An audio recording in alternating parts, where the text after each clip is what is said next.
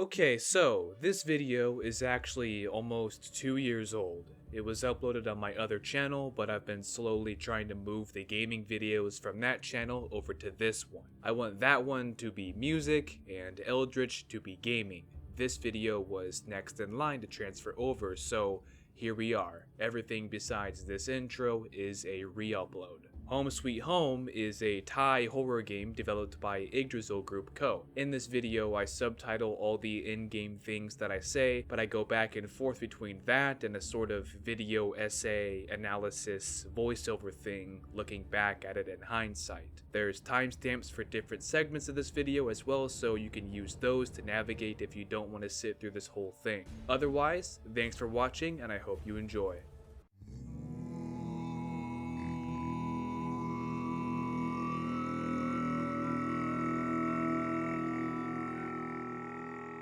Home Sweet Home is a survival horror game based on Thai folklore and myths. At least that's how it is advertised, but I felt the plot itself to be very confusing and rather ambiguous, and the meaning of half of everything seems to be lacking. Furthermore, it felt like this game, which was developed by Yggdrasil Group, kind of just injected a bunch of random Thai legends and ghosts and tried to cram them all into the same story, but it felt like the majority of them were completely unnecessary. This game throws you into a world where apparently every spooky thing that people from Thailand believe in is real, and my apathetic attitude towards these so-called scary myths is not intended to be disrespectful to the Thai culture, because I know that many people there really do believe in similar paranormal entities. I explained the same thing when I covered the Japanese legend for the slip-mouthed woman. I'm an American and I'm not particularly religious, so ghost stories and demons and this and that, the terror aspect of these things never gets under my skin. I mean, imagine someone from deep within Thailand playing a horror game with Christian demonology in it. I bet they feel a similar sort of way. All of that being said, this game has a lot of really good moments. My favorite was the ending segment, but I'll cover that last of course. There's some pretty decent scares throughout the game, although there's also a handful of really cheesy and almost slapstick scares. There are multiple different antagonists in this game, including the Preta,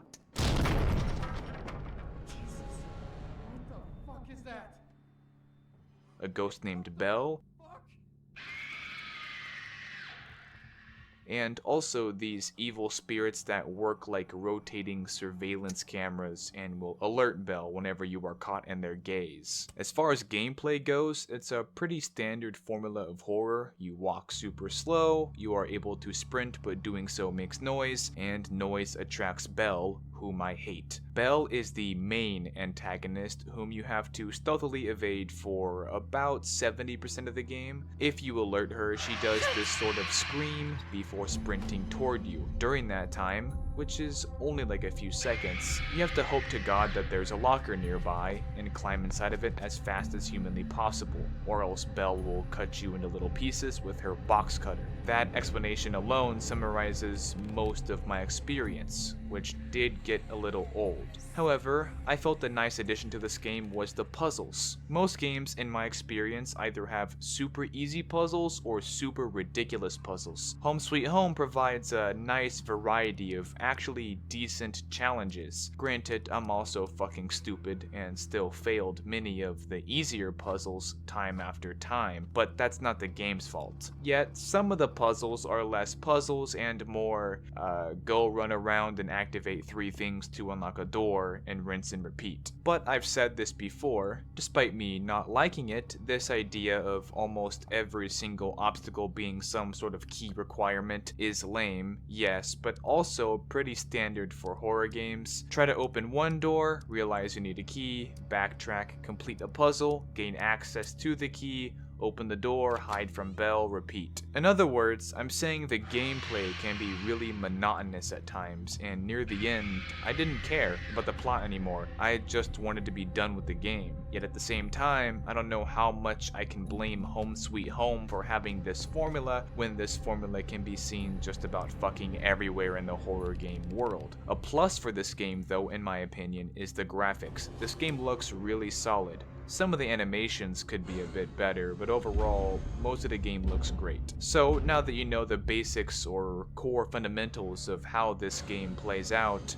what about the story itself? I said that it was confusing, but that's also because most of the details are within notes, and the problem I have with that is that I can't remember all of them off the top of my head, and some important details are easy to miss for me. You also basically fucking teleport to different buildings in an almost dreamlike transition multiple times. The game never gives you answers to things up front, you have to go read about it and connect a lot of dots yourself. Maybe some of you might enjoy that type of storytelling, but if you ask me, the plot should be shown to you, not told to you. Or for that matter, if you're gonna have notes like that, it should be additional lore to add depth to something you've already experienced, not withholding vital information from you.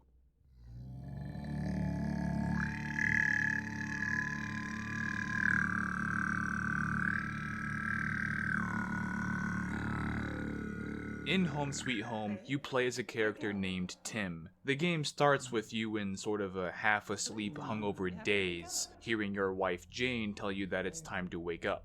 But when you do wake up, Tim is confused and in an unfamiliar location. How convenient, someone left their flashlight here. You find a flashlight on the ground and begin exploring this mostly empty building. Oh, there's dust in the air. Allergy season.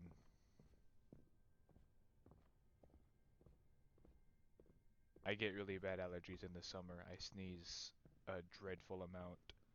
It is pain. Living is suffering.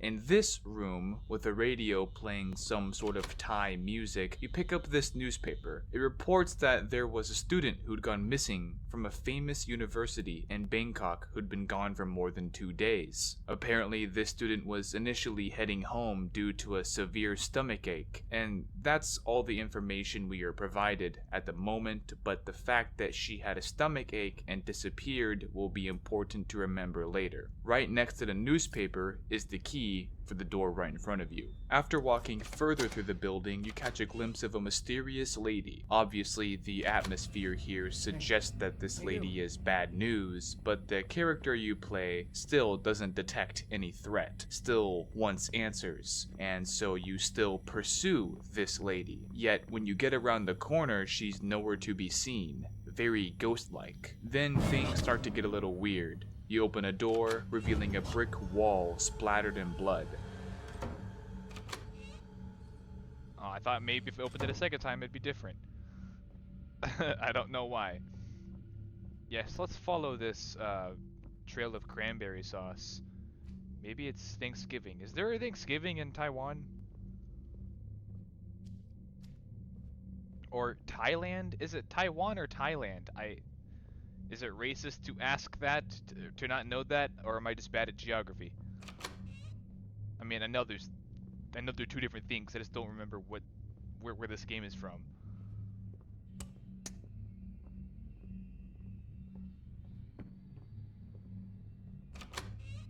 There you are.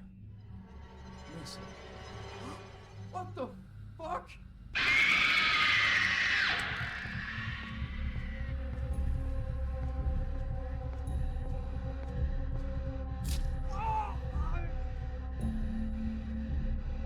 That was lame. I just wanted to see what would happen.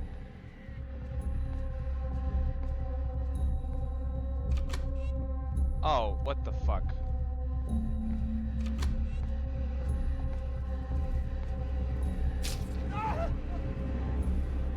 Okay. First of all, this game has the shittiest sprint mechanic. Just like Slipmouthed Woman, I swear. What the fuck? So loud. Like I can't run for shit. It's so annoying. Oh, and this door just appears out of nowhere? Alright. I swear she was about to swing at me. I think she knows I'm in here. She's toying with me.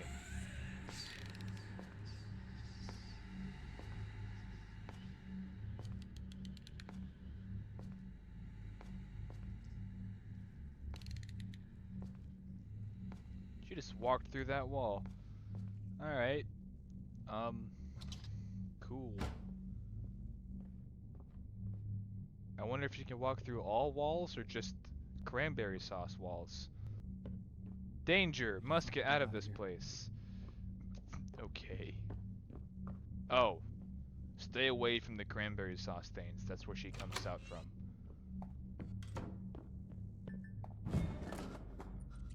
Why? After you escape Belle, you have to pull on this rope here until a bucket with pincers or bolt cutters rises up to your reach.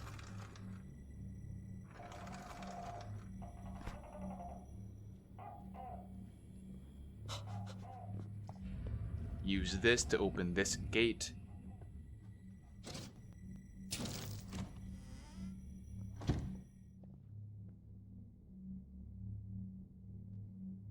And then some items start being tossed around on some poltergeist shit.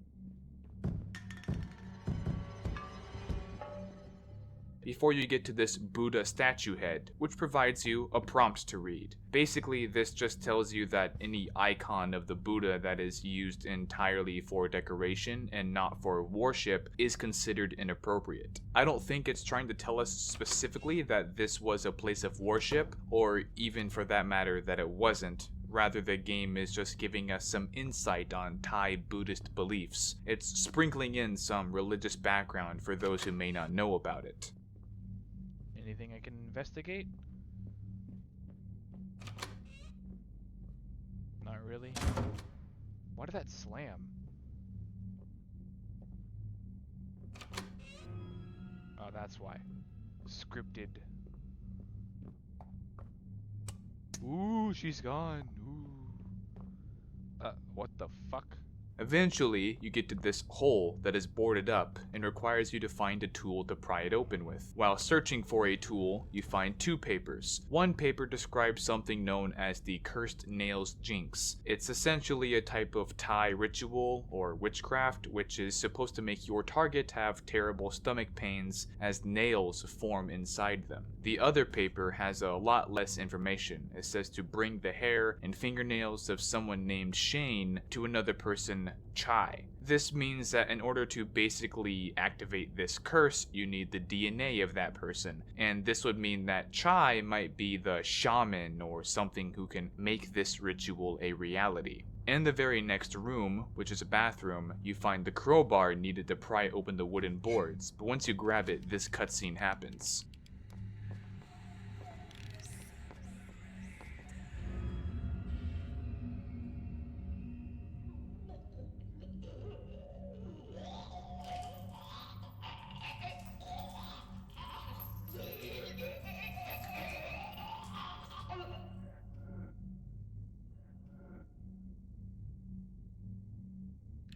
I can puke better than that. Why can't I? Oh, come on. I didn't know she was gonna really be there. I thought she would disappear around that corner. Shut up. Do I get to keep my crowbar? I was gonna say, in situations like that, that annoys me. Cause, I don't have it anymore. God fucking damn it. Dude, I would whack your head with the crowbar so fucking hard. So fucking hard. And I would enjoy every second. As you can see, Belle puked up metal nails and a bunch of blood, insinuating that she's been cursed by the Nails Jinx. More details on how and why get explained later, but for the time being, all we know is that she is definitely affected by it. So then you pry open the boards and crawl through this tiny space. Nice. Danger! Must get out of this place. Yeah, I get that.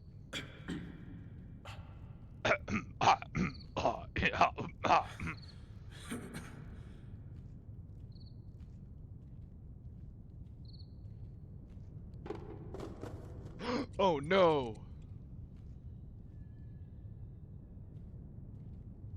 Watch, I mock that shit, but I'm gonna get the fuck scared out of me any second now.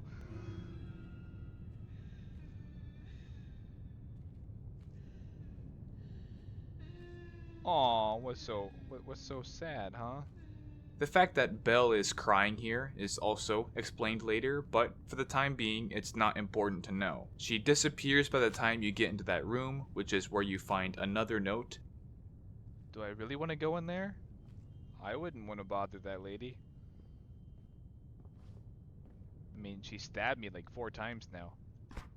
Strange looking dolls. Strange is an understatement. Hugging dolls wrapped with a holy thread. This one is about something called the lechery jinx. This jinx is designed to force 2 people to fall in love, and doing so requires using clay from a graveyard to make doll figurines, tied together as shown in this sort of hugging pose. I think the idea behind using clay from a graveyard is so that the material is imbued with the essence of spirits. I'm not entirely certain.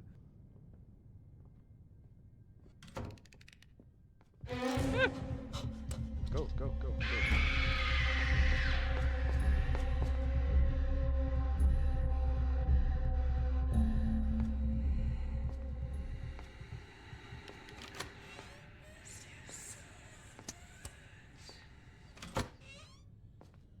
Don't mind me just doing my business in the closet.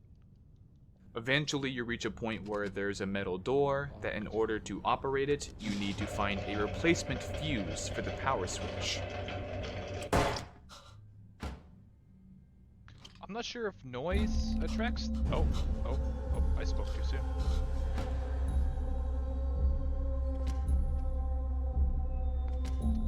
That reminds me a lot of The Ring, how the lady crawls out of the TV.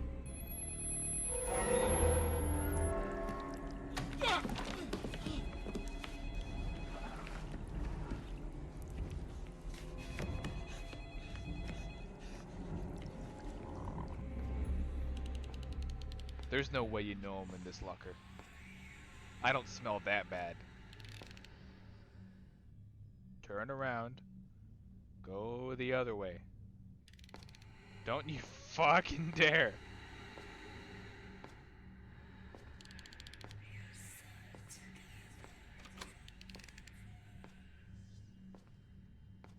Whisper, whisper, whisper, whisper. I gotta find a fuse. Yay! After Belle starts walking in the other direction, you have to stealthily evade her around the walls and furniture. As you can see, after you grab the fuse, this fucking radio turns on. Thankfully, I notice it pretty quickly and turn it off within a matter of seconds, but right after that, you have to hide in this locker while Belle looks around.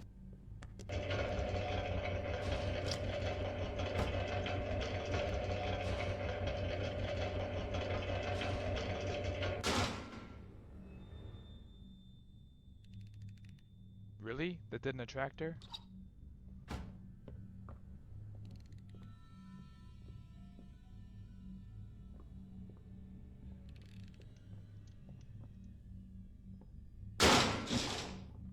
I was trying to do that on my own. Can't scare me using my own tactic. Motherfucker. I was trying to close it behind me. Oh no. Cranberry sauce. And after this, you reach a second door, and once you press the button, it starts going up very slowly, while Belle starts to crawl out of this blood-stained wall. By the way, these bloodstains work like portals for Belle. Wherever these stains are, she can come out of.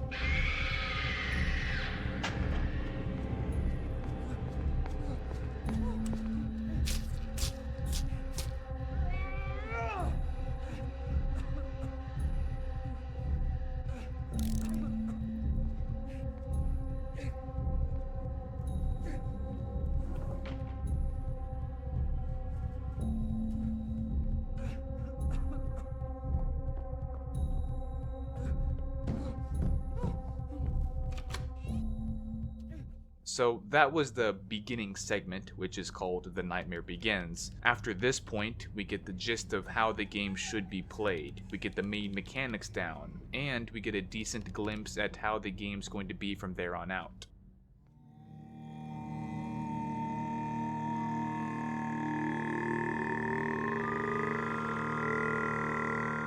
Alright, so after crawling through the hatch at the end of the tunnel, we end up strangely at our house. I mentioned earlier that our main character is named Tim, and Tim's wife is named Jane. Apparently, Jane had gone missing, which you find out through notes in this room, which is what prompted the apparent nightmare that we just experienced. If you remember, in the very beginning when you wake up, Tim says that that night was way too crazy, insinuating that he'd been drinking, and as you can see, judging from the depressing amount of beer cans and bottles in this living room, Tim wasn't joking. Also, the second that this chapter starts, the phone is ringing and goes to voicemail. It's Tim's friend named Dew, who is seriously concerned about Tim, telling him that he could tell him anything if he needed to. Yeah, I'll be sure to dial you straight up, man. It was boxes all along. That's a really realistic photo. Like, is that a real photo of somebody? They look real. Whatever. Hey, Tim. It's Dew. Oh, I don't need to hear that again. What's up with you, man? I haven't seen you in ages. Hope you're doing well. Call me back so I know you're not doing dead. Fucking perfect. Can't you tell? Why are all my photos blurred? See, this one's blurred, and then there's one over here that is also blurred. Interesting.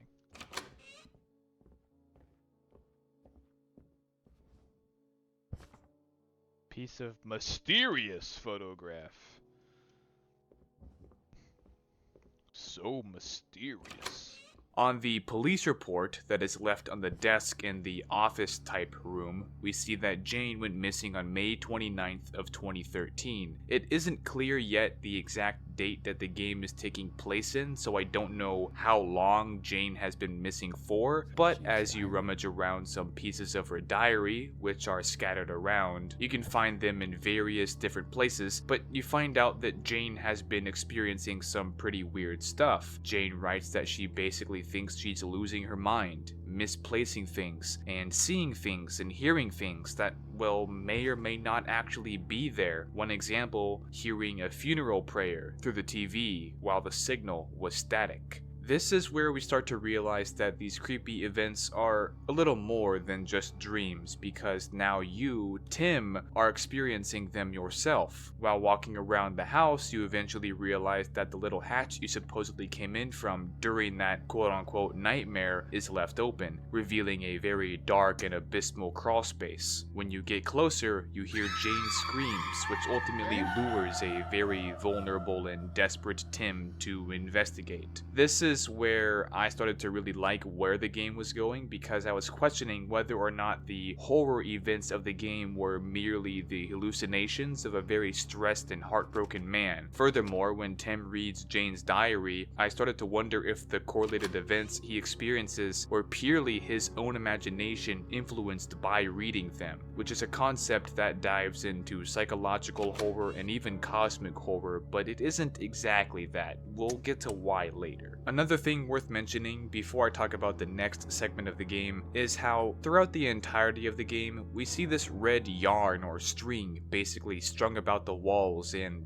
well, everywhere. This string is wrapped all around the set of doors in the house. It's seen in various other places during these haunting, dreamlike excursions. Hell, in the crawl space Tim is about to wander into, this string basically decorates all over it. This string could mean a variety of different things. I know that the red thread of fate, which is a belief in East Asian cultures such as Korea, Japan, and China, signifies when you are tied to your soulmate, though it is also a common symbol in Thai culture, worn by newlywed couples wishing for happiness. But see, that's more of a clothing thing. I'm not sure if this is supposed to be that exactly, but whatever. I just wanted to throw those ideas out there because I know it has some significance. The game just doesn't really explain exactly what.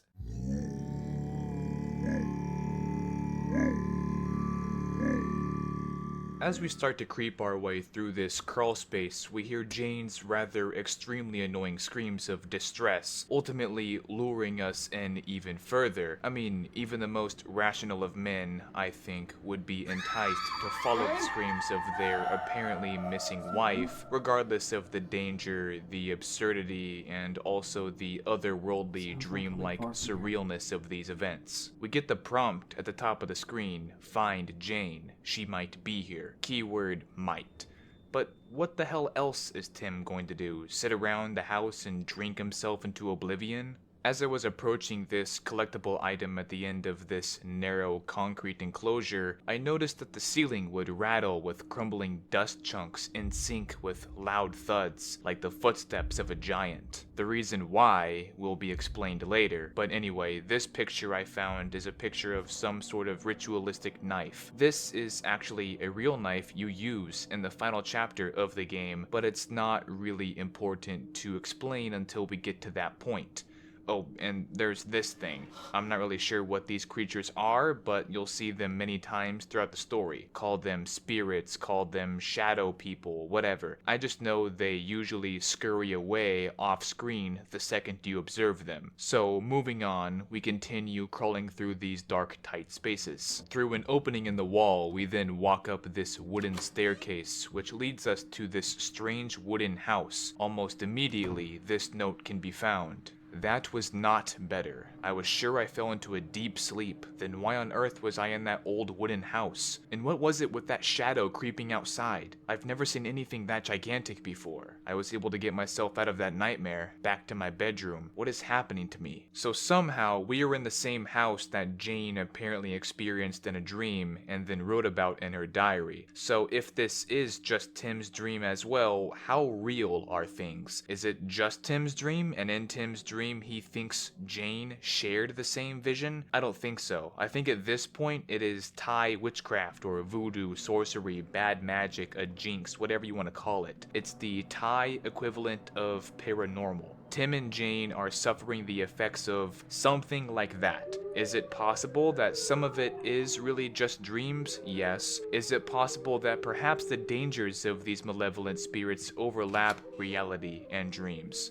Also yes. There is also this group photo picture of what appears to be a biker gang. In this photo, a type of stain covers over everyone but one. I think this one person in particular is the Preta, an important suspect to a crime that I'll explain in just a minute. After analyzing that photo, there's these chalk marks on the wall that resemble a type of puzzle. The boxes below the marks are in order of white, pink, then blue. So if you count the number of marks, it goes 963, which is the code to this lock, and this lock opens up this wooden hatch door.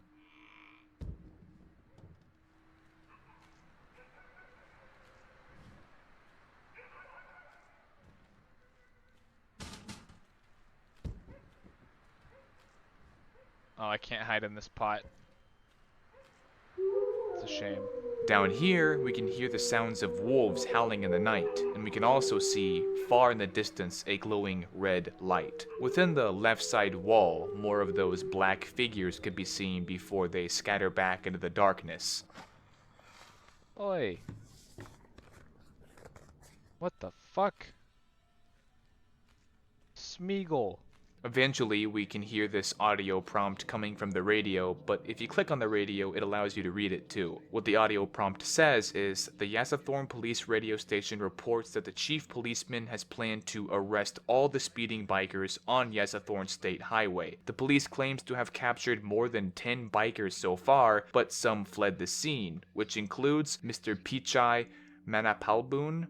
I apologize for butchering the fuck out of that name. He's just going to be Mr. Preta, because that's him. He's the Preta, who is a suspect from the motorcycle robbery and believed to be the leader of this gang. We'll keep you posted when we receive further notices on this. This is Srisuk Pangsawat reporting.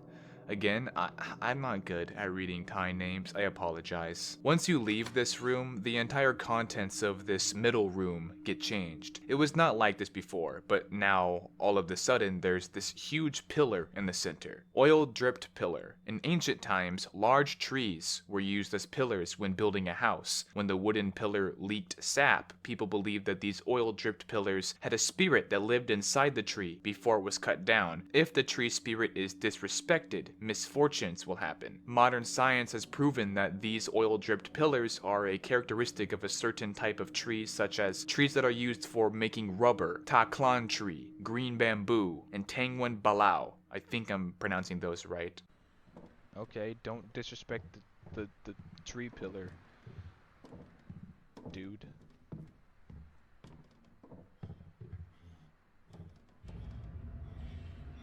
How dare you?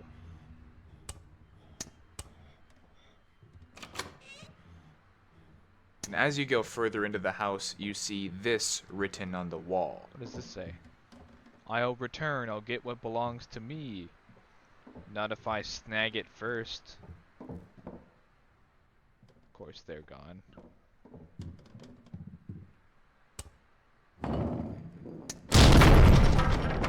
Jesus. What the fuck is that? It's Jesus, duh. You said it, man.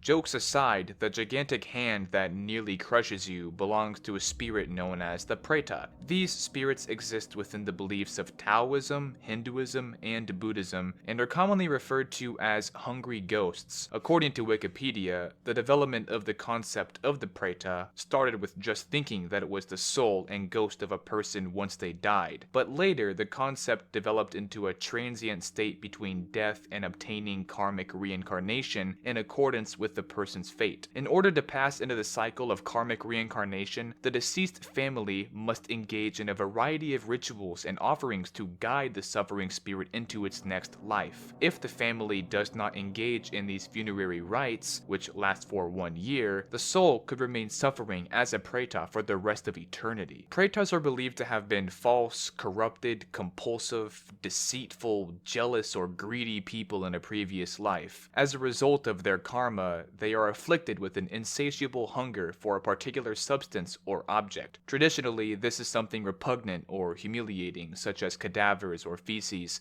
though in more recent stories it can be anything, however bizarre. In addition to having insatiable hunger for an aversive item, Pretas are said to have disturbing visions. Pretas and human beings occupy the same physical space, and while humans looking at a river would see clear water, Pretas see the same river flowing with an aversive substance. Common examples of such visions include pus and filth. Through the belief and influence of Hinduism and Buddhism in much of Asia, Preta figures appear prominently in the cultures of India, Bangladesh, Sri Lanka, China, Japan, Korea, Vietnam, Tibet, Thailand, Cambodia, Laos, and Myanmar. So the Preta would see resources such as water instead as flowing filth or some sort of unattractive substance. The idea behind this hungry ghost is that it hungers so terribly yet is unable to satiate and satisfy itself. Relief is so close yet so far. Sounds like quite the torment. Taiwanese Jesus confirmed. No, that did startle me pretty good though. Good job, game. You get a pat on the back. Oh, fuck this. Pitch black balcony. Hello, hello, hello, hello. Is anybody out there? Out there, out there. Oh, what in the fucking... What in the layers of fear is this?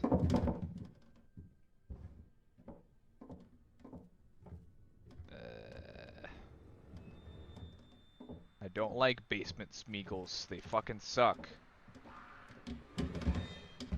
Talking about you.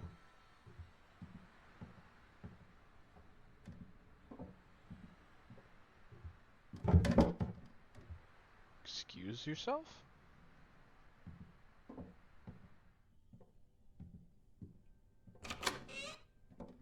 Squeak.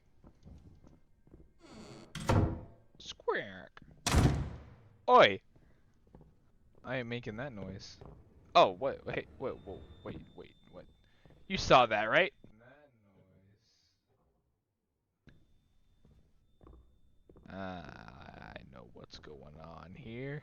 Whole bunch of fucking tomfoolery up in here. Eventually, you can hear this sermon over the radio, and just like before, you can click on the radio to read exactly what was said. Here is that message. Sermons about ghosts and karma. All of you please listen. When you've done unkind things to others, either to family or friends, when you badly hurt those who are kind to you, when you commit crimes, when you cause others disturbances, the karma will be facing you when you pass away. Once the karma is done with you, you'll be reborn as a ghost, drawn and wandered to all the places where you once sinned, lost in the eternal limbo. All of you may be aware of the screams which can be heard in the distance at nightfall, the sound made by a creature with a mouth as small as a pinhole, unable to feast, unable to gulp, wandering around aimlessly and hungrily, full of pain as if it's being tortured. The moral here is not to cause anybody pain or hardship, because that is where you'll end up. Once the wheel of karma has turned, what you do comes back to bite you. What goes around comes around. What goes around comes around, huh?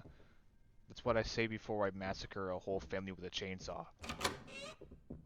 Get it? Because the chainsaw blade rotates? I'm sorry, I probably should leave that out. I gotta remember that horrorcore punchlines aren't really jokes that I can say on YouTube. It's just a joke, though. We then get to finally see the Preta face to face. What?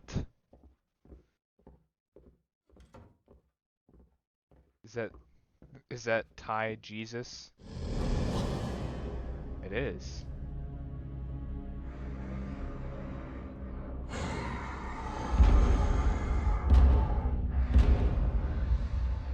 This one has one eye, which glows burning red.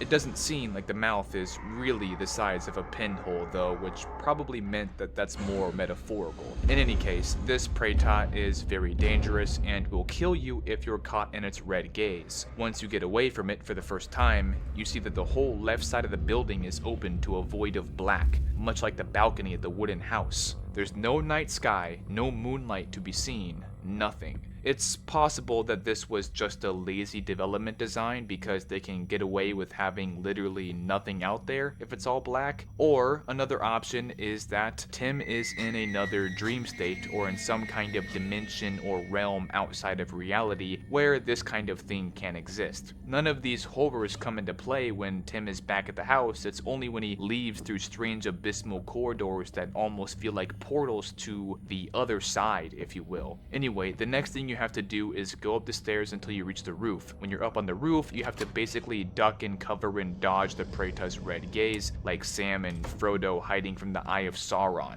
This can be a pain in the ass if you try to rush it, which I definitely did. I'm not great at this type of stealth. I'm more of a burst into a scene and attack everything kind of player. So this fucking prick of a giant spirit killed me plenty of times, many of which I edited out of my gameplay.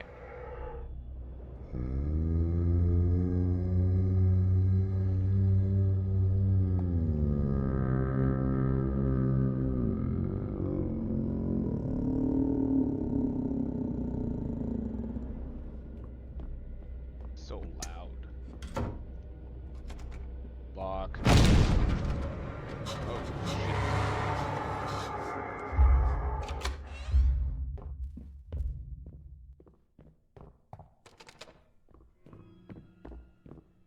Wait, what? The fuck? Doorway disappeared.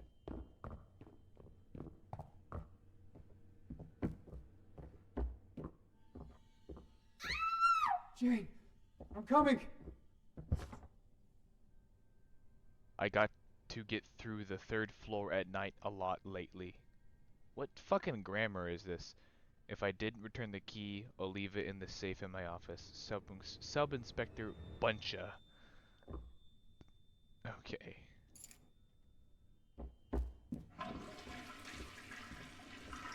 Hello?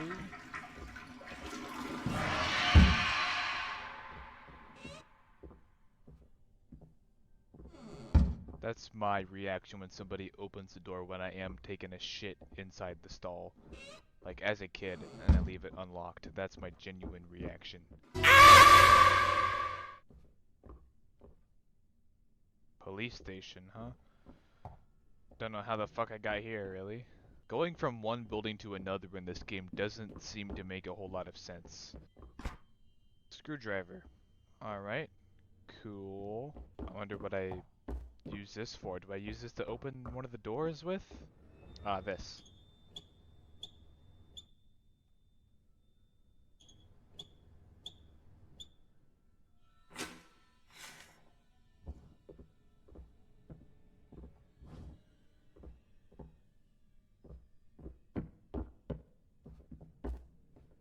Wait, what was the point of that?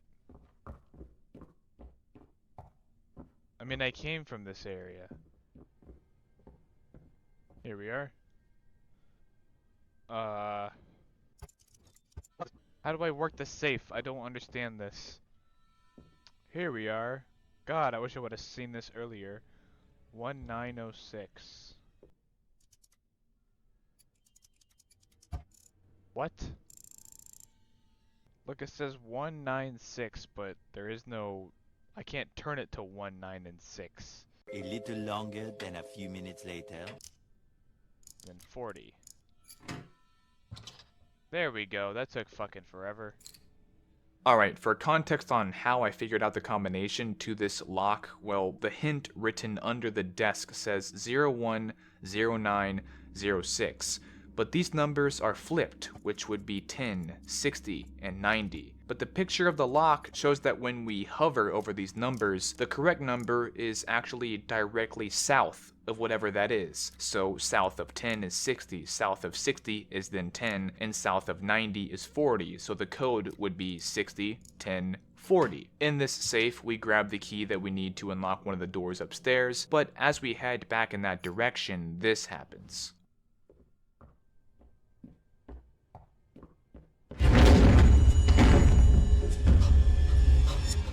Fucker, that really startled me. Fucking bastard. Stupid Taiwanese Jesus. Now what the fuck do I do? He blocked my way. Oh, was that what the vent's supposed to be for? I see now. I already grabbed the screwdriver before this, like an idiot, or maybe that makes me a genius, I don't know, you decide. I unknowingly skipped a step that confused me at first but made things quicker later. You needed to open that vent, since the Preta blocks the other pathway.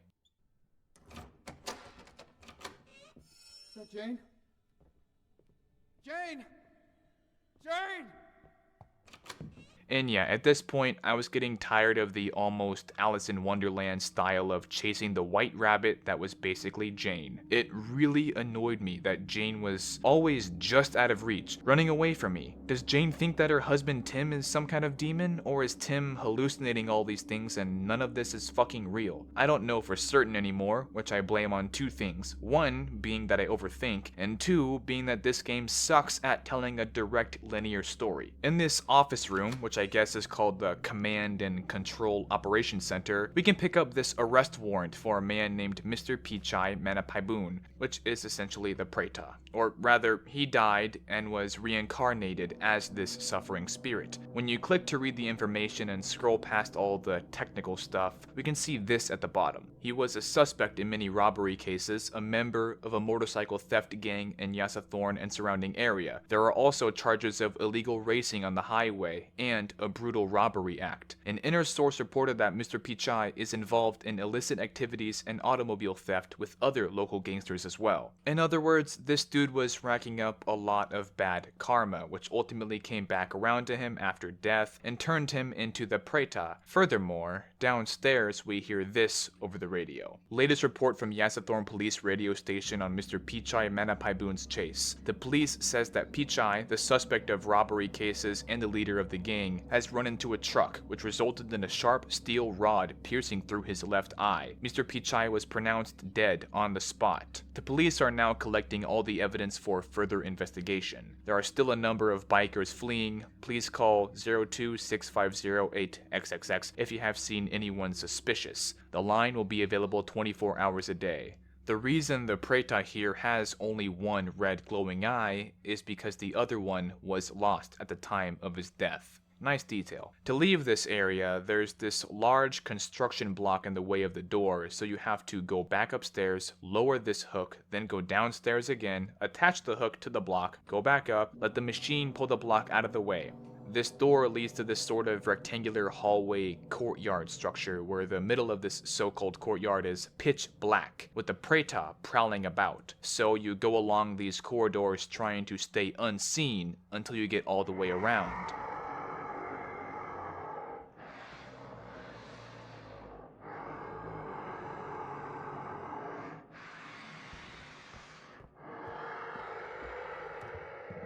Alright, finally got past that motherfucker.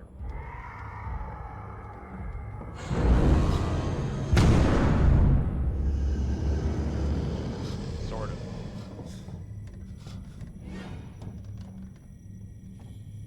of. Okay.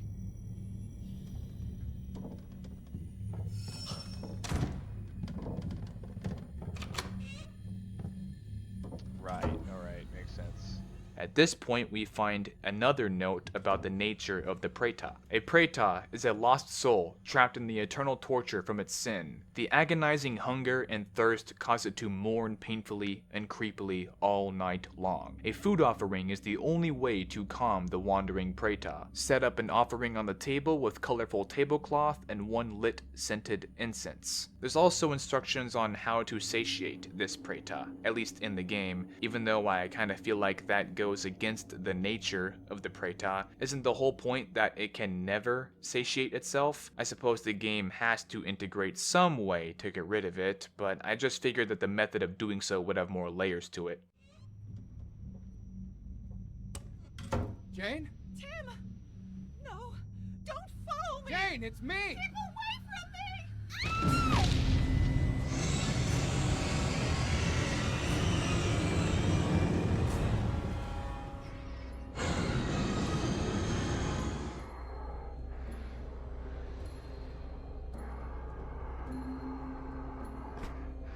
In this sequence, we have to find matches, incense, and also a food offering. This whole area has a lot of tables and furniture that you can hide under, but the longer you take to find these ingredients, the more the Preta will actually grab furniture so that you can no longer hide underneath it. The box of matches, fortunately, is found right at the start. The incense can be found locked behind a glass cabinet, so you need to find a key. There are, however, two different keys. One of them opens up the cabinet with the incense, and the other opens up the cabinet with a piece of a mysterious photo, which is like a puzzle piece to the storyline that I'll get to later. The food offering is a steamed dumpling found on a table against this wall, lit by candles.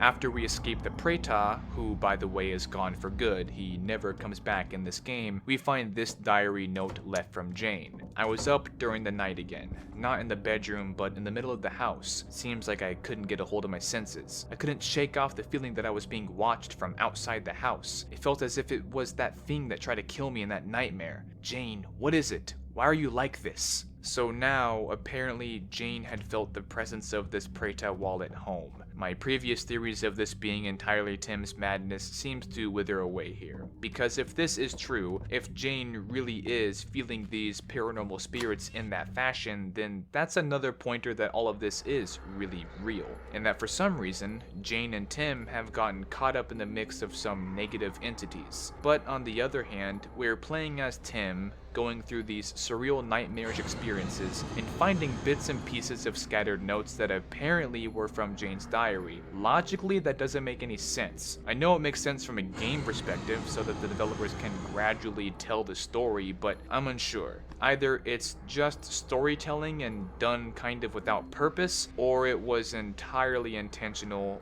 because it isn't real and the rules of the dream don't need to make sense. This segment ends here, and the next one begins when we crawl through this small doorway and end up back at our house.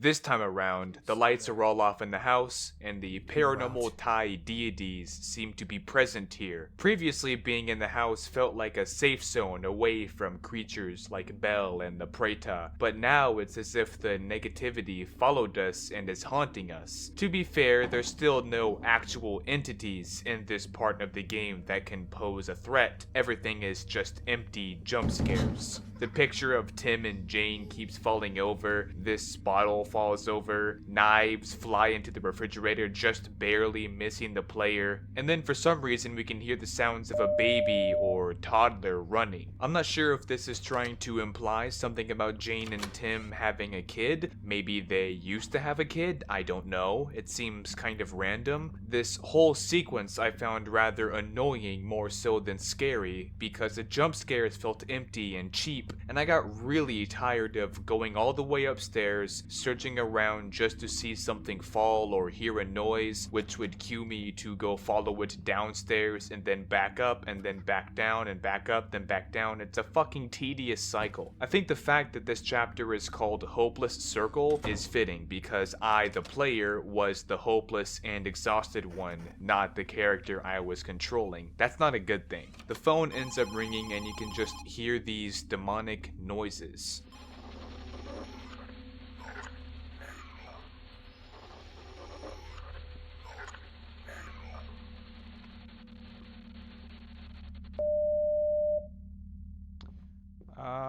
Alright, that was cool.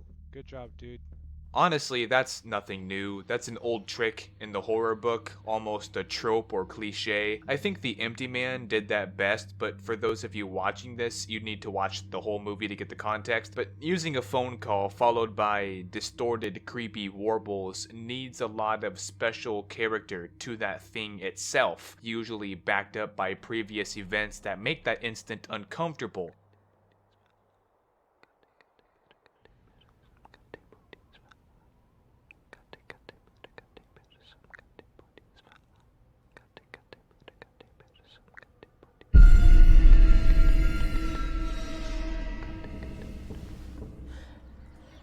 Was that the last time you saw Amanda?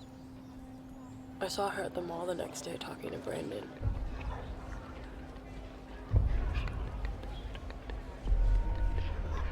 But I didn't talk to her. If you say your name enough times, it becomes gibberish. That holds true for whole concepts, even entire bodies of thought. For example, take Nietzsche's old line, if you stare into an abyss, it also stares into you, right? Well, that has been rendered meaningless through repetition. It's a refrigerator magnet. It's a cliche. It's harmless. But when was the last time you really thought about that? What is an abyss? And if you stare into it, why? What about it calls to you? If it stares into you, it stands to reason something in you must also be calling to it. And that, my friend, is anything but harmless, if you really reflect on it. So the question becomes, if profound meaning can be robbed of something by so simple a task as repetition, which is more fundamental, which is more true? Your name or the gibberish? That is the empty man. Comes to them in dreams, they say. His whispers.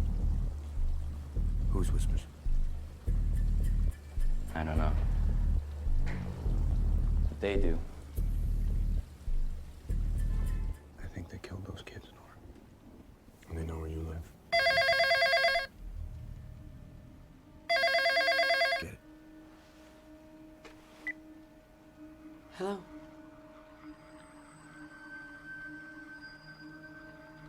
Give it to me.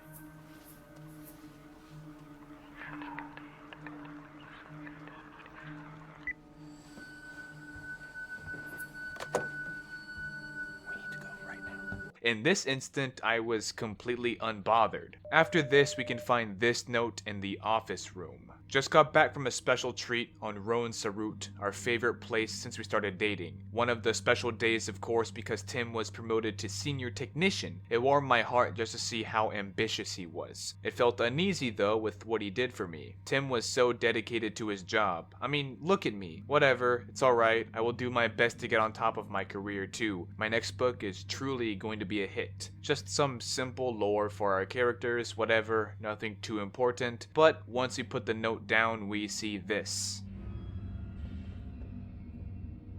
I mean, really? I don't think there's a word for fear of levitating inanimate objects, probably because that's lame as fuck. I mean, in reality, if I saw my fucking chair floating, yeah, I'd be uneased, but then immediately after, I'd be grateful. Because floating objects, in that context, would insinuate the existence of ghosts or spirits in a way that I can believe in, which would ultimately give my depressing and meaningless life a purpose to hold on to. But in this game, we've already been chased by plenty of demons, so this really should have like zero effect, and that's why it does. Because we've been chased by a possessed box cutter wielding maniac and almost been crushed by a giant one-eyed spirit, but floating books are supposed to spook us? I mean, maybe for players who can't read and are afraid to, which is also like half my generation, but that's definitely not what the intention was. Soon enough, we find our way into Jane's room.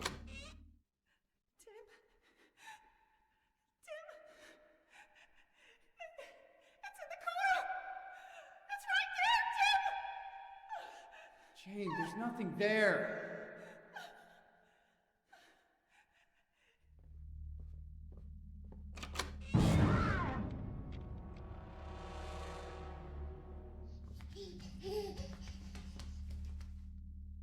Why? Do I go in here? Oh my god, that's a lot of cranberry sauce. Let me out. Is the creepy lady gonna come crawling out of that pool of blood? Obviously it's blood, not cranberry sauce. That joke went on for too long.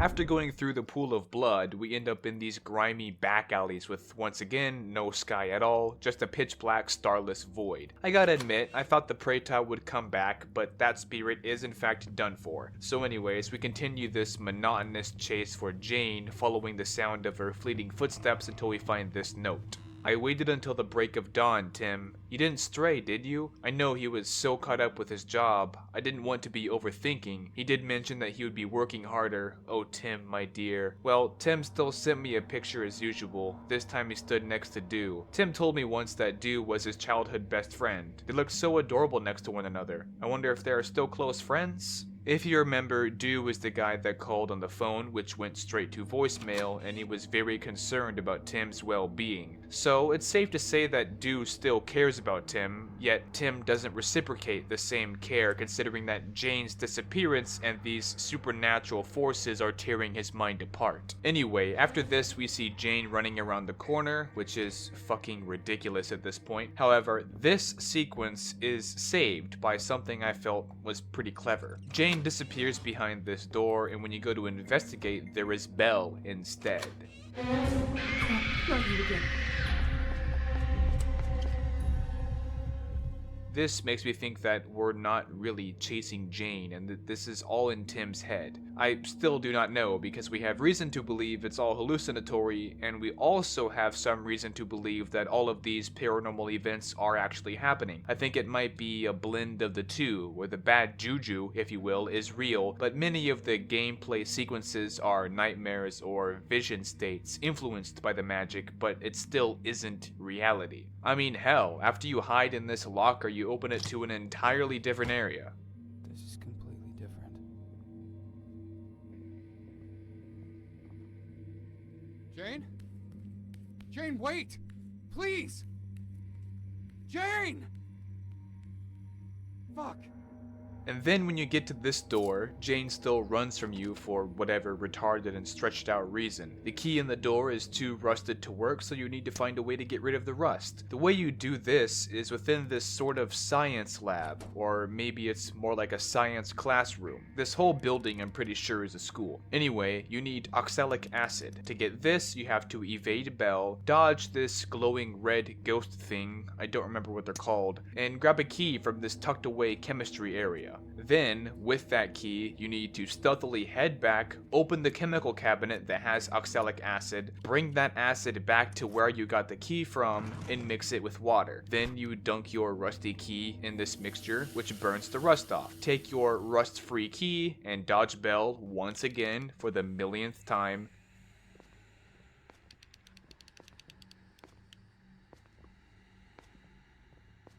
And make your way back to the first set of doors that Jane went through. Somehow. I'm not sure how she got through it, if we couldn't get through it, but in any case, we can open it now. Soon enough, we find this diary note from Jane. Tim got home so late recently, most of the time when I was already asleep. How could you take care of your family if you keep this up? I know being patient is what I could do. Tim said that he would be more flexible with his job next year. We would have started our lovely family then. Aw, that would be so sweet. We haven't talked much lately, but he was truly the only person who listened to me. No matter what it was about, he was very supportive. Sometimes I was being annoying with my writing, but he was there for me, giving me his dull ideas, but he was there. That counted. So we get some more kind of useless background on Tim and Jane. Many of these notes are mundane romance, but it's possible I'm insensitive to this type of writing or something. I just know that I don't like telling a story through notes, especially not diary notes about minor relationship complications. Given the events that we've experienced in this game, we have very little reason to give a shit about these trivial conflicts. I guess that hearing that Tim is unable to help Jane with writing, which is something she cares deeply about, is a little important, but I wish that information was told to us in a better way. I see her in the window there. Jane? I wonder why she's running from me. Does she think I'm a fucking demon? This is getting ridiculous. How the fuck does she get past it then, motherfucker?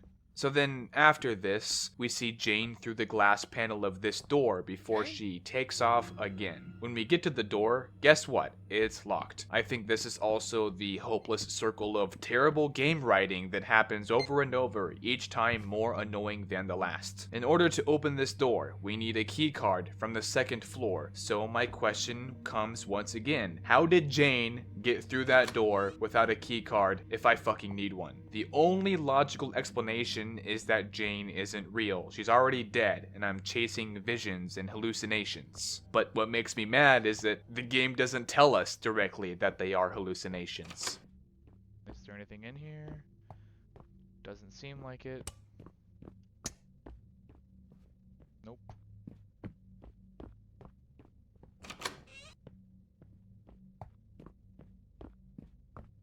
These just look like areas to, like, I don't know, play Ring Around the Rosie with one of those demons who have a scripted route or path, you know, hiding behind shit so they don't see you. All the interior looks intentionally made for that.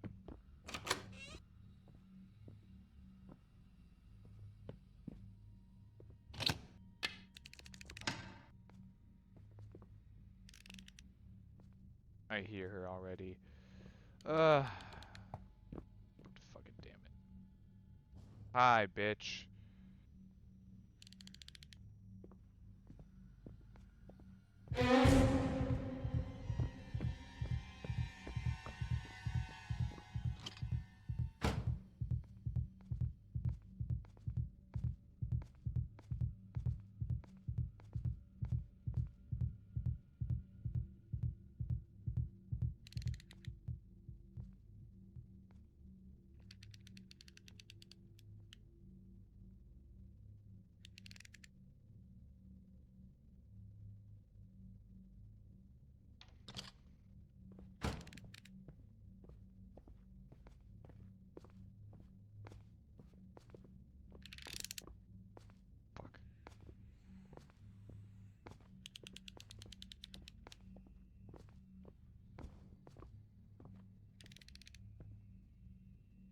Don't you fucking dare come in here.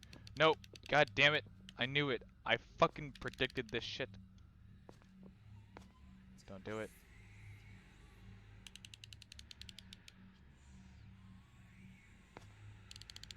Don't fucking do it.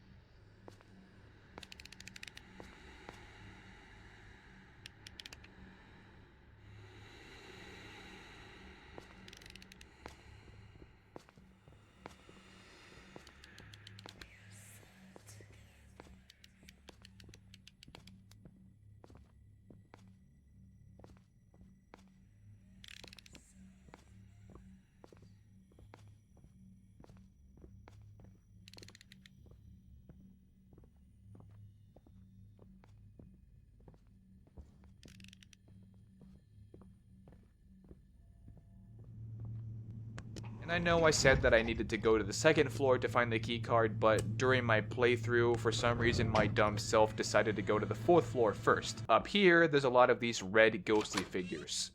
Oh, what the fucking hell. I guess that's the only way to go, right?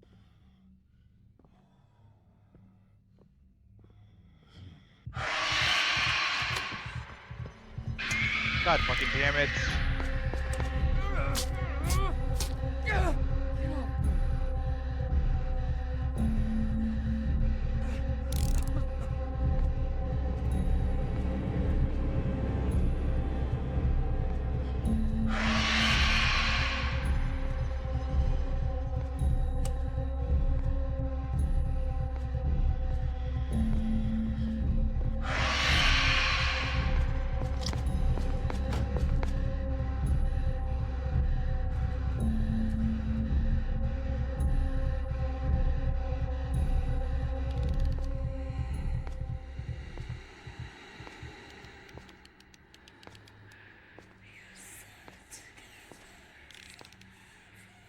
Did I say that? Or did I say together for never? What the fuck? How did it even see me? I'm so fucking done with this game, man. As you can see, I hate these ghosts, and after I died up on the fourth floor, I went back to the elevator to go down to the second floor, where I was supposed to go. On the second floor, we see this double door with 3 red posters over it. Later on, we'll need to find 3 candles and blow each of them out in order for this door to be opened. But before we do all that, we need to find a way to get a key card for the door that Jane went through. After evading Belle, you can find this room with a computer and a piece of paper, which is Warren's salary receipt. The ID number is the code you have to enter into the number pad. Once this is done, you now have a card that is activated and can open that door that Jane went through. So you take the elevator to level 3 and swipe that damned thing. Also, for some reason, we can hear the sounds of dogs barking while on this pitch black catwalk that bridges the 2 buildings. I don't know what the significance is, if there even is any.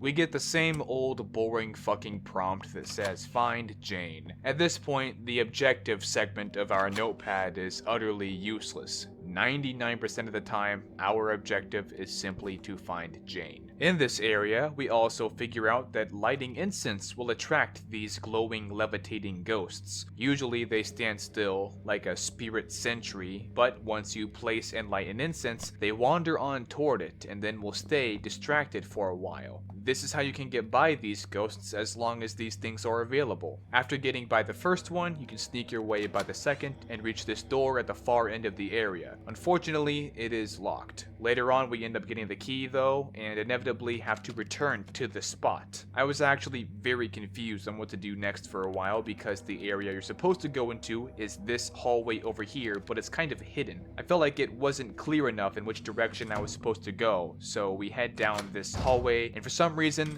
this door is blocked. None of the other doors are openable, but we can find this note. Shane is now having a severe mental breakdown. The first diagnosis shows that Shane is experiencing hallucinations caused by stress. There are also some neurological problems that cannot be identified yet. He has to be kept under strict and close care of the psychiatrist. On behalf of Shane and as his guardian, I'd like to take an extended leave from now until he's fully recovered. This was way back in 1996, whereas the game seems to be taking place in 2013 or 2014, considering the last couple of diary notes from Jane we find are in 2013. Shane, as an element in the story, is hard to explain as of now, but I'll come back around to it after some other notes are found because you need more context to get it. And that's also why I hate this way of storytelling. Anyways, eventually we get to this locker room and get to enjoy this bloody sequence.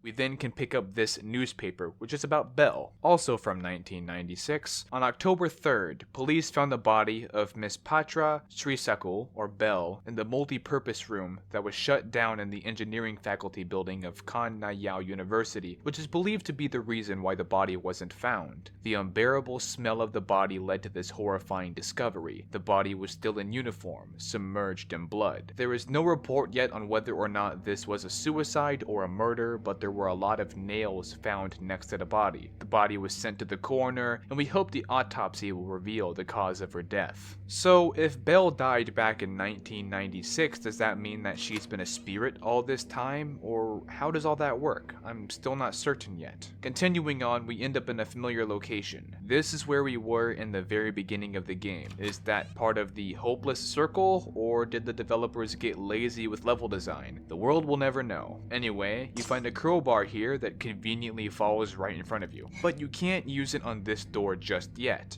First, you need to blow out 3 candles, the first of which is already there, so you must find and blow out the other 2 candles while evading detection from Belle. The second candle is pretty easy to find, sitting on the floor of this room tucked away in the corner. But before I could find the third candle, I alerted Belle and was able to hide in this gigantic pot, which I felt was just amazing. It was comical, yet not annoyingly so.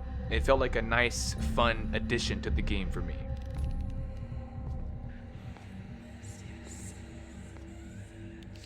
The reason you have a crowbar is actually so that you can drag this key toward you from between the crevice of this blocked door. This key unlocks the room that has the third and final candle in it.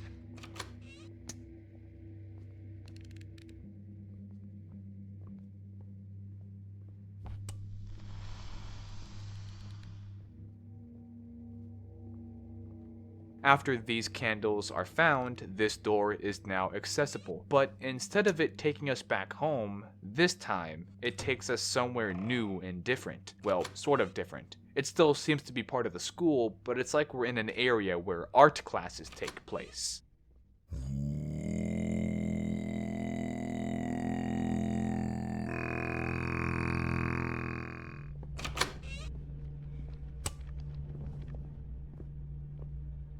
The hell was that noise? I don't like that. That sounded like frogs being squished in someone's hand.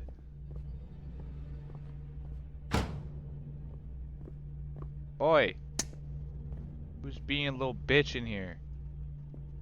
After a bit of investigating, we find this figurine, which is a doll impaled by multiple nails with a photo of a woman's face on it. Also, I called this segment of the video a canvas for cutlery just because I got sliced up by Belle a lot, and given the environment, I felt it to be a fitting name for a place I died a lot in. Anyways, in this area, we need to find 3 different papers that each have symbols on them. The first is relatively easy to find, next to this painting, but before I found the second one, I found the table where you're supposed to put all 3 papers, and on this table is another note continuing the lechery jinx. Actually, the lechery jinx doesn't bring real affection. The target will be possessed by the spirit that came with the clay. The target will eventually lose his identity. The spirit will follow the caster until the end of the target's life, because just a small separation will result in great pain. They will always be together.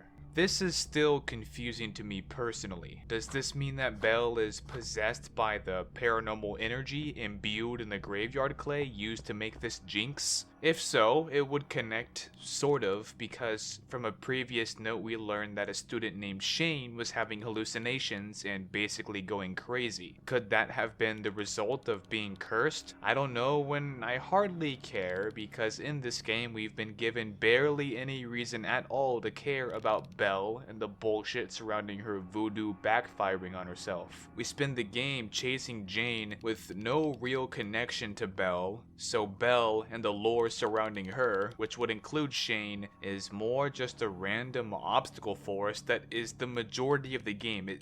I don't understand why it is shoved in our faces to appear important to us when it isn't. Anyway, soon after, we find the second simple paper thing next to another one of these paintings. And following this, we find yet another note. This one is from Jane's diary. Another day doing nothing and staying in. Tim called me and told me that he wasn't done with his job today, even though he promised we'd go out tonight. He had to work even on his days off. What the hell was that? What about our day off together? It got me thinking sometimes if it was because of me. I was never good at talking like I was with writing. I figured that I should do something for him, to please him, to be there for him. That I had to change myself for him? Couldn't get over this thought. So, more slightly depressing yet slightly trivial relationship background info on Tim and Jane, which doesn't really help us at all, nor does it make the game any more engaging. In fact, I think the majority of notes we find from Jane's diary, which are supposed to provide information about the story, fail miserably at telling a good one. It's minor conflicts and drama. It's, oh, boo-hoo, we don't talk as much as we used to, or I'm so happy we ate at this restaurant. Who the fuck cares? Why does this stuff matter? Truth is, it doesn't. It means nothing for the story. The only way I could see this fitting is if Tim has been slowly descending into a terrible madness for years and Jane is getting the short end of the stick because of it. Minor things here and there, but it snowballs up into a bigger issue as he gets more and more distant and the bond between them gets stretched further and further apart, that thread growing thinner and thinner until it snaps and Jane is gone. Only issue is, that's an idea that I am applying to the story, but that I don't think was implied by the developers. If it was, they did a shitty job. In fact, I'm just gonna say that it 100% was not their intention, and the only reason I like this theory is because it's the only theory I can think of that makes the story interesting at all. Yeah, that's right, I'm shitting on this game right now. It's had its good moments here and there, but this far in, the negatives for me are starting to outweigh the positives. Hey. Come out. I won't hurt you. Wink, wink. Okay, I get the third picture. Boom.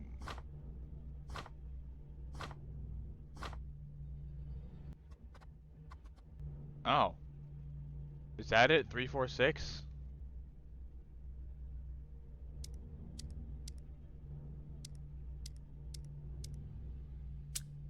Oh, super genius. Okay. Cool, great, fine, perfect. Amazing. No, not amazing. And now, we once again have to evade Belle, which I am not very good at doing. I know that this game requires patience to be good at, and during my playthroughs of it, I was not very patient. At least for the most part. Oh, fuck, fuck, fuck, fuck, fuck, fuck, fuck. Don't go in here.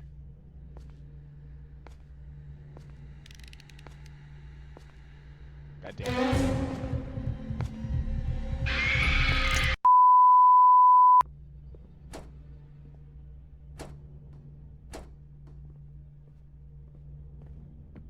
Okay. What?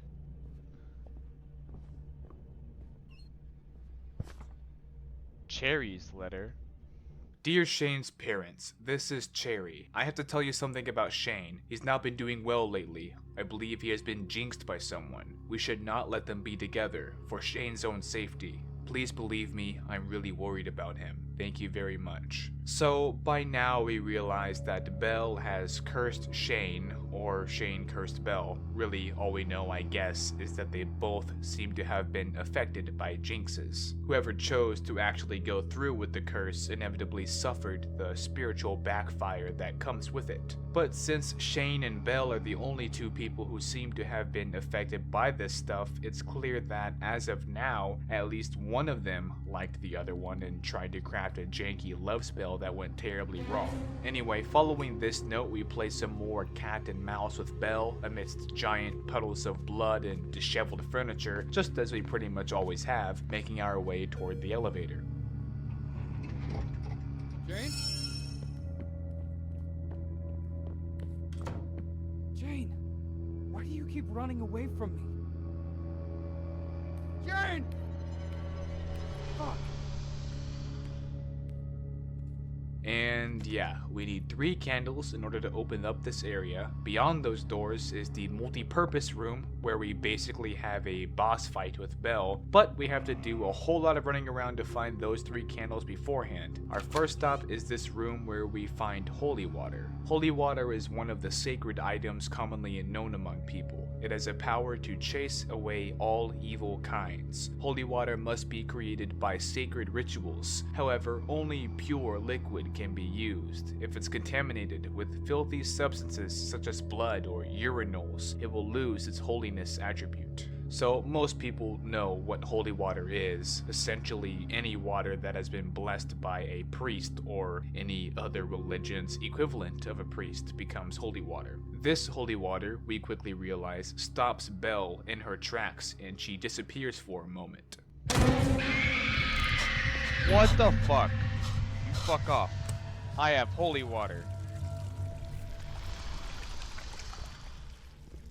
That's right, bitch. In the same room, we can find this secret note, which essentially tells us that the management of the school are trying to cover up a suicide. Soon we realize who had actually killed themselves. AJ Wanchai, please cover up that suicide scandal. The director doesn't want any more bad attention. We became major news last time just because of the death of one student. It must not be the same this time. Thank you. Soon after, we find yet another note, which is a description of something called the Hidden Ghost. Hide and seek is fun until the dusk falls. This saying refers to a hidden ghost. Whenever the dark creeps in, the hidden ghost will take you to another dimension. This explains why many children disappear when the night comes. It's pretty spooky, but I don't believe in it whatsoever. I think it's just a cultural attempt at making sense of something that has a harder to swallow truth. If kids are going missing, it's either they're wandering off and getting lost, perhaps killed by wildlife, or kidnapped by other people, not ghosts. But given that this game suggests the existence of various other spirits and entities alike within Thai culture, I'll bite my tongue. Although one terrifying idea would be if once you get transported to another dimension by the hidden ghost, everyone in that previous dimension forgets about you. You cease to exist and only exist now in a new and foreign realm. That would be fucking terrifying because that could be real right now and we wouldn't know it because any victims or witnesses of it would already be wiped from our reality.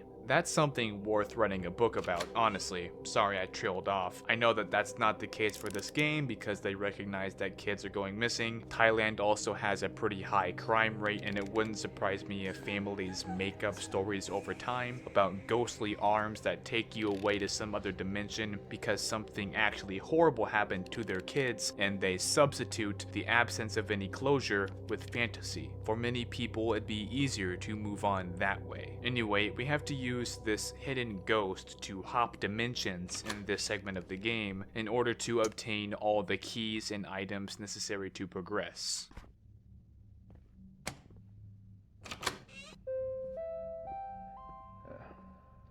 Attention. There are rumors spreading around the campus about a senior committing suicide in the engineering building. Please be aware that it was a hoax. Everyone, please remain calm and do not spread further rumors. Thank you for your cooperation.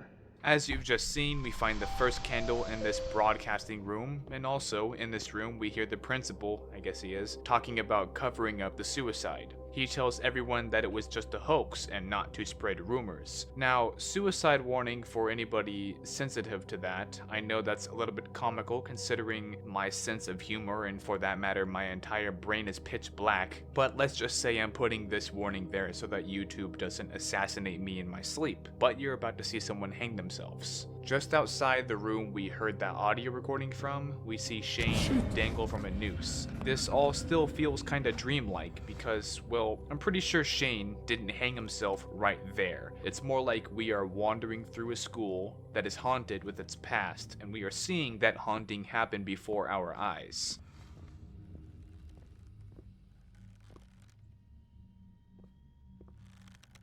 Nice shoes. You don't mind if I take those, do you? No, that was out of pocket. Do not kill yourselves, my precious audience. You must outlive your enemies. I think that's it for floor 3. I'm gonna go back to floor 4.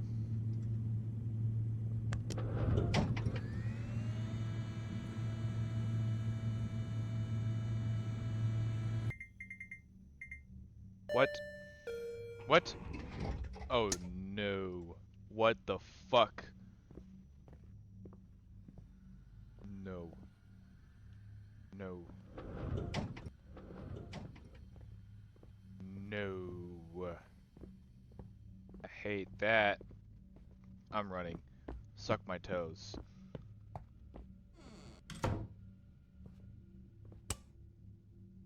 Why is it all red? Why? Why you do this? There's nothing in here though. What the fuck?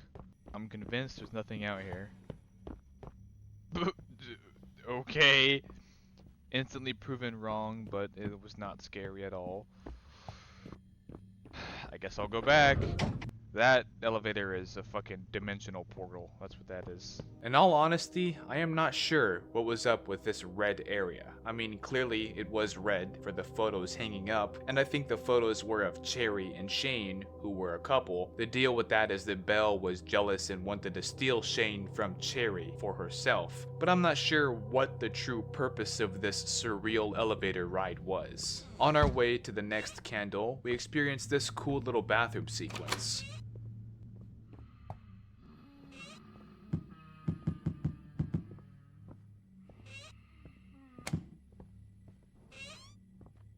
What? Finally opened.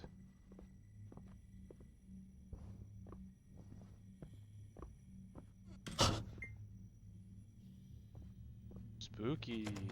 Oh, fuck off. It's locked now.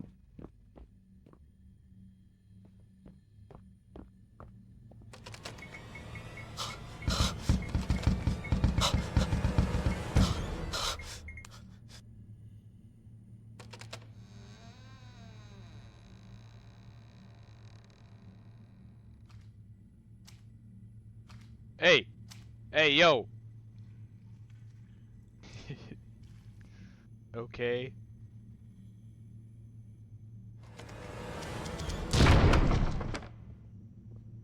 That was cool. I liked that.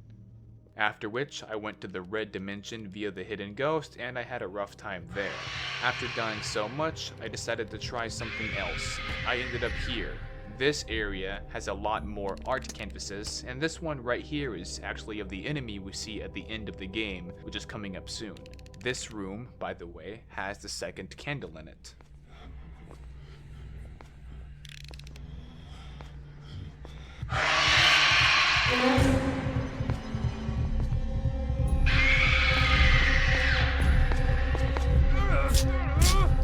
There's no way to fucking get past that, you piece of shit. I hate you.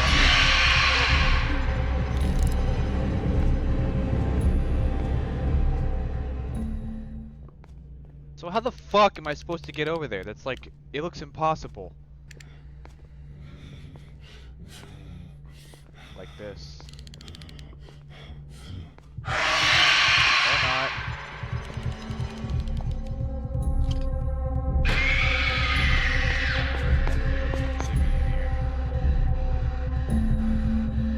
Man, this game's stealth mechanics are kind of fucking stupid sometimes.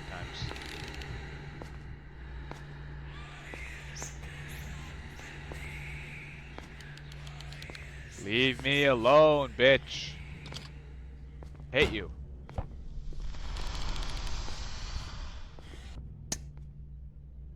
That's beautiful.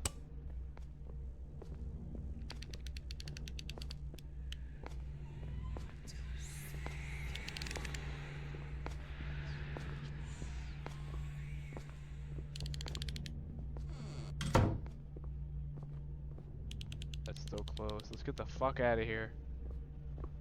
Fuck this whole place.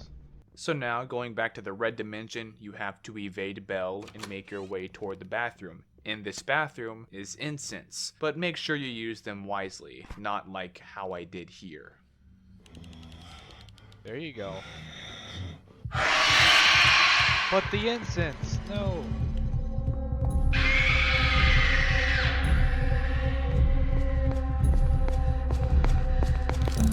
God fucking damn it, but the incense! In this bathroom, once unlocked, you can find this note. Cursed Nails Jinx continued. Be careful when you're using the Jinx. If the target is aware and can get rid of it, the curse will return to you instead. The suffering will be greater and can result in death. Of course, we kind of already knew that by now, but I guess it's nice to refresh our memory. There's also the third and final candle in this bathroom, and shortly after activating it, I alerted Belle and used the hidden ghost dimension hop to barely escape with my life.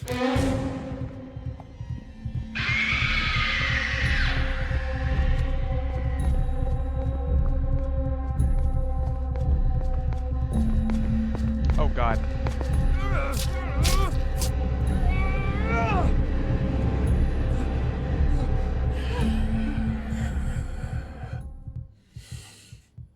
Okay, that's one way to get away. Christ. In this next room, which is the multi-purpose room, we need to pick up this hacksaw and also pick up this holy water. This room initiates the boss fight sequence where you need to saw this rebar that is blocking this door. However, it is loud and it takes forever. Belle comes out of the blood-stained walls to hunt you down multiple times, but there are these candles all around the room that when you pour holy water over them, it makes a beam of light that can catch and momentarily deter Belle. This boss fight was very difficult and it took me many tries. Halfway through, Belle goes through a second stage, if you will. Everything gets soaked in blood, which appears to be slowly rising.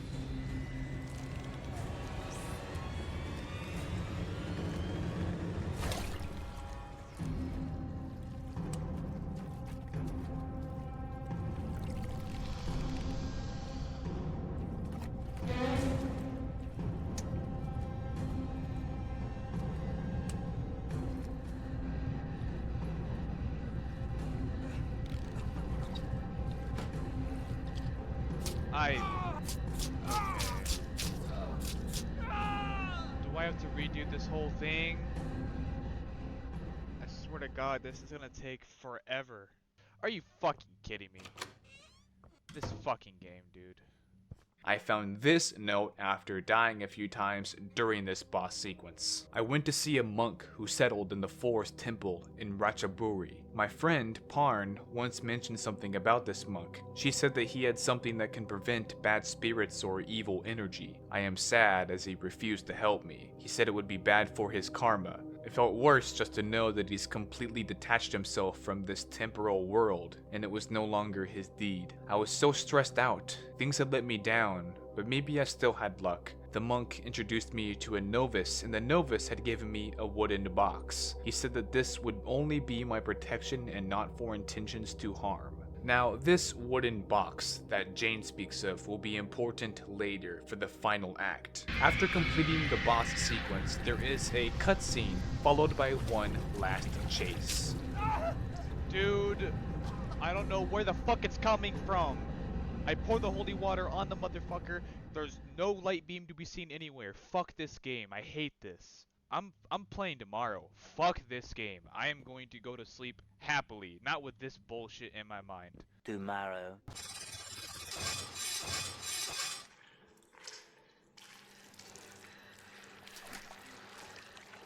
Oh, will you fuck off already?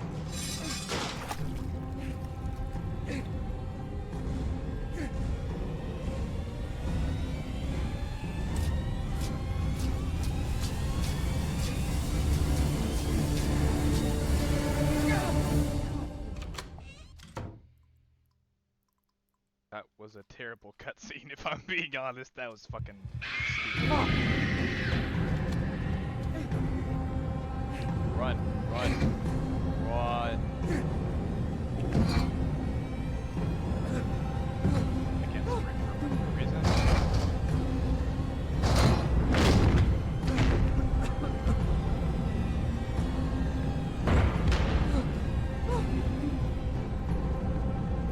Somehow she's not caught up to me yet.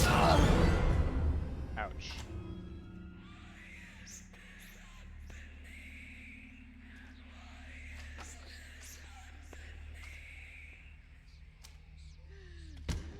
I don't know, man.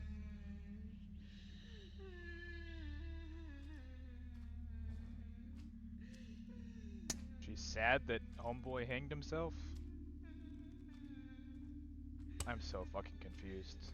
Yes, Belle is heartbroken that Shane did this to himself, but really it was Belle's fault to begin with. The jinx drove him crazy, and so nothing positive came out of it. Everyone loses. Except for Tim, I guess, who now can finally leave this school without Belle following him. On the catwalk, we find this diary note. The dagger is the only thing that can help me. The dagger given to me by the novice monk. Tim might have thought that I was being gullible about this. I had to keep it away from him. Behind the cupboard would do. If Tim wouldn't help, then I'd do it all by myself. I've not gone crazy. The dagger is the same dagger we saw in the photo earlier in the game, and it's located in a small wooden box which was mentioned in the previous diary entry, but that is for the next segment of the video.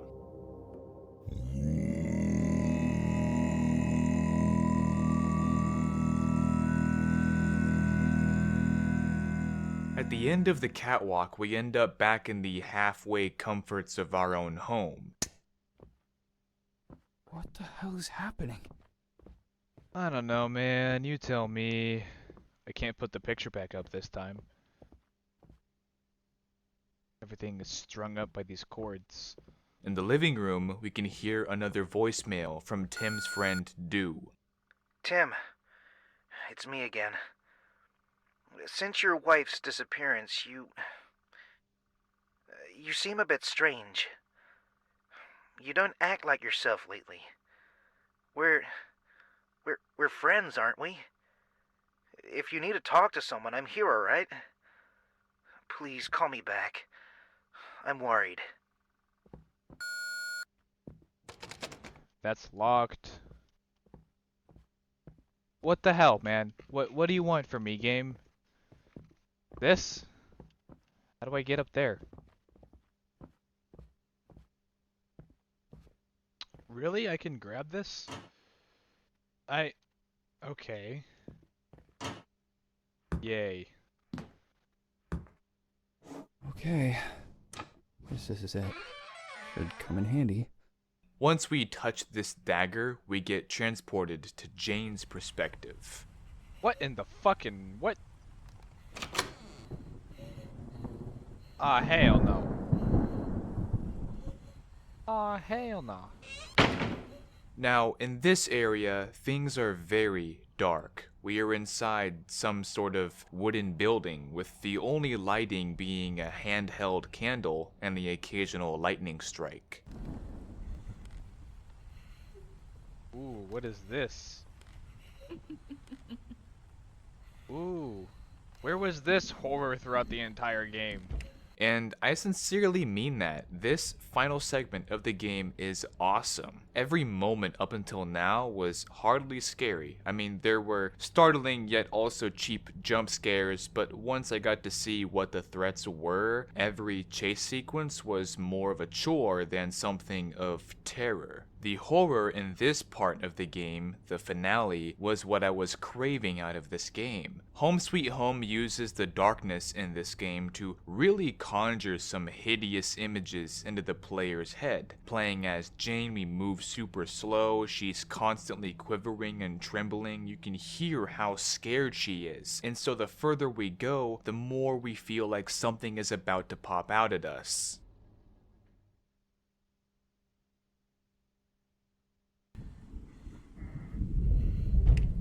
Oi. I'll poke you in the eye. Think I fucking won't? I got an ancient Thai dagger. Fits pretty well on your eye socket. You can test it out if you'd like. Just to be sure, you know.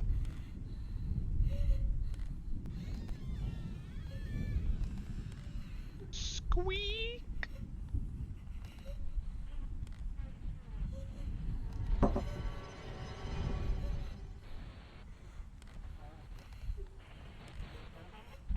Can't go in there. I don't know what's going on. I'm assuming I'm playing as Jane now, though. Oh, I opened Sesame, bitch. Could pry it open with my knife.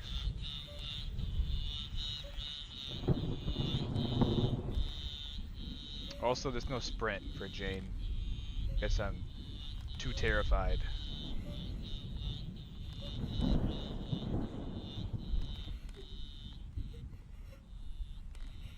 I also don't seem to have a button for attacking with my knife, with my dagger.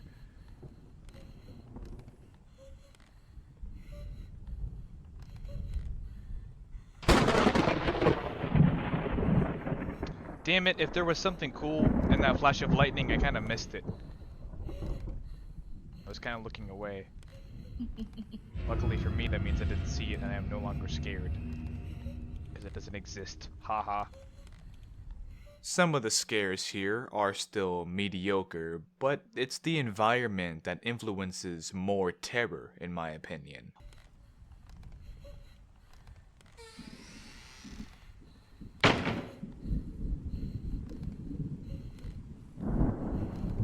Alright, the scares are getting kind of weak. I was more terrified of just the darkness, which this game has never shown me because I've always had a flashlight, but forcing me to have to walk through a dark hallway is nice. Although now it's like the scares are weaker than ever.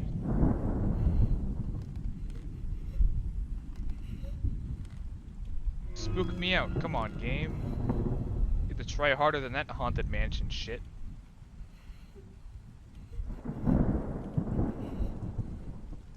But what's over here? Before I go down there, what's over here?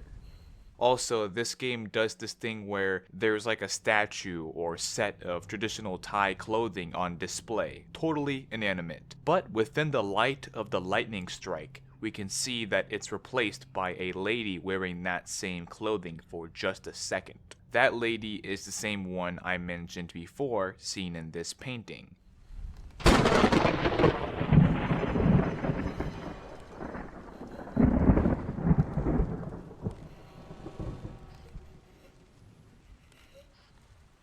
Hello. This place is like a fucking wooden maze, man. And in this room we can hear some sort of soft singing coming from the corner, but once we reach that corner, all we see is that same inanimate mannequin, and the singing stops.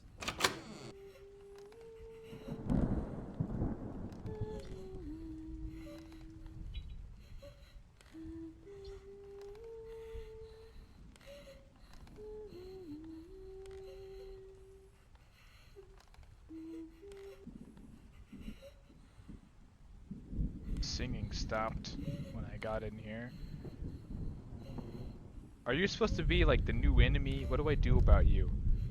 Alright, my whimpering's getting a little annoying now. Shut up, Jane. Hold your breath. Boo! They're gonna move? Yeah. I was already scaring myself before you even thought of scaring me, idiot. I'm light years ahead of this game. Ooh. Ooh. Ooh. Ah. Ah. Hey. Oh. Oh. No, they're not moving. Yeah? No. With your bullshit.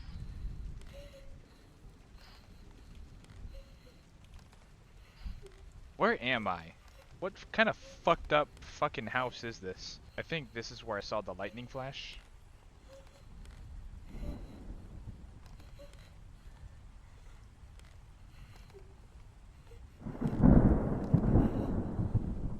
Yeah, that is. Anything under there? Doesn't look like it.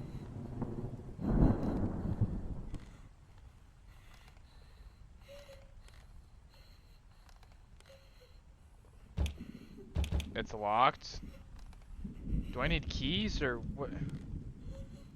The hell? I'm gonna go through this door now, because this is where I started, but I was facing that way.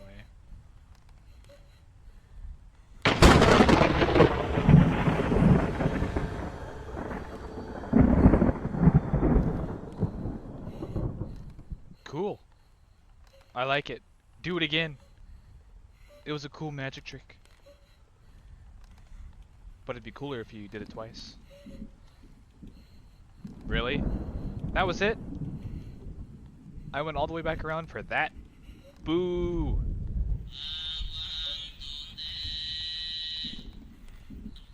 You are so gay. Hello. That's new. Can I go that way now?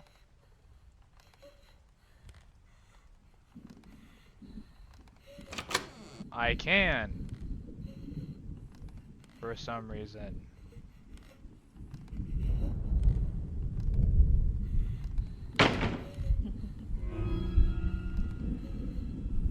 Ooh, spooky. I've already seen that trick. Yo. Sick.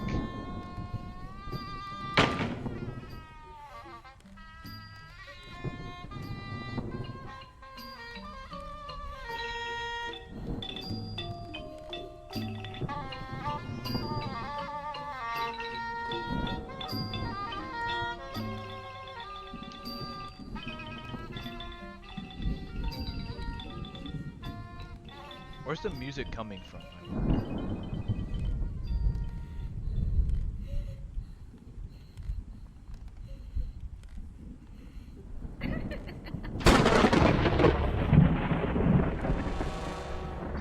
That was cool.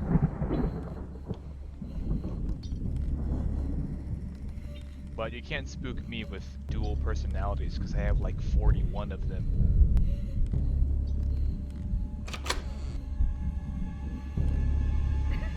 Music such a madness.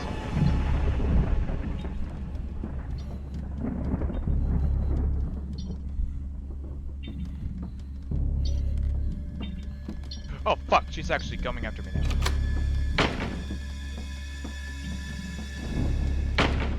Oi! Nuh-uh. I got a dagger and I don't know how to use it. You better be careful. Leave me alone! Ah! Stay back! Ah! Stay away from me! Ah! Any closer and I'll stab you! Any closer and I'll spit on you. I said, get away from me!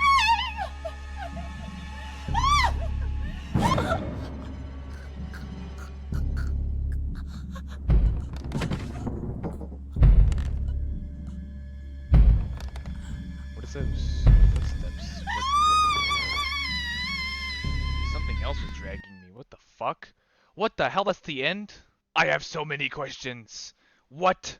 And yeah, that's the end of the game. We get dragged away after hearing some super heavy footsteps, and that's supposedly how Jane went missing. We don't know how Jane even ended up there in the first place. We only know that a monk gave her that dagger, and she wanted to confront the evil spirits that were toying with her. I have heard that we get shown what happens to Jane in episode 2 of this game, which is a totally different installation, but I'll have to save that for another video. video. Just to backpedal for a second, I realize now that it's possible we were shown how mundane the relationship between Tim and Jane was on purpose in order to make us reflect on the severity and intensity of the complicated love triangle between Belle, Cherry, and Shane. With Tim and Jane, the conflict seems so dull and boring, so uninteresting, and then we have Belle, who wants Shane so badly she resorts to black magic to take him by force, which as we know does not end well. The concept of romance in this game is shown to us in a variety of ways and with a variety of symbolism, but in the end, all of this felt rather mediocre. The gameplay itself, in my opinion, really anchored down the experience for me. Some of it was kinda cool, but most of the game's tricks got old halfway through. Doing the same thing to hide from Belle over and over and over was more like a tedious task than a frightful game sequence, and having key elements of the story only found in readable notes didn't help that whatsoever. I feel like such key elements should be experienced firsthand, and the notes should only be additional lore that add detail and depth to some of the conflicts in the story. But it wasn't that, because if you play this game and don't read a single note, you're gonna be confused as fuck. I was even confused my first playthrough after reading everything. I had to play it twice for everything to sink in. Granted, the way I think about this stuff and the way I dissect things is different from everybody else. Do I recommend playing this? Well, if you're watching this far, then I feel like you've already absorbed everything you need to. But if you're eager to play still, the game is $16 on Steam. For some people, that's a hard pass. For me, whatever. I made a video about it, and I am a sucker for horror, so I do believe I still got my money's worth. Some of you cringe at $16 for a game, but spend $50 a week at Starbucks. You're not true horror fans. I spent a month making this video during the free time I had on days off of work, whenever I wasn't working on music or other creative outlets of mine. Speaking of which, if you didn't know, part of the reason I played this in the first place was because of this album I Lure Rot that I dropped on June 25th. In that album, I incorporate a bunch of Eastern philosophies and concepts from Eastern religions such as Buddhism and Hinduism, and Thailand is predominantly Buddhist, and some ideas overlap with Buddhism and Hinduism, such as the entity known as the Preta, reincarnation, karma. I'm not so sure about the jinxes in this game, though. I think that's strictly a Thai culture thing, at least the way it was represented in this game. Anyway, if you'd like to hear that project, there are links to it in the description of this video. There's also a link to buy this game on Steam and to my social media platforms like Facebook and Instagram and all that other brainwashing bullshit.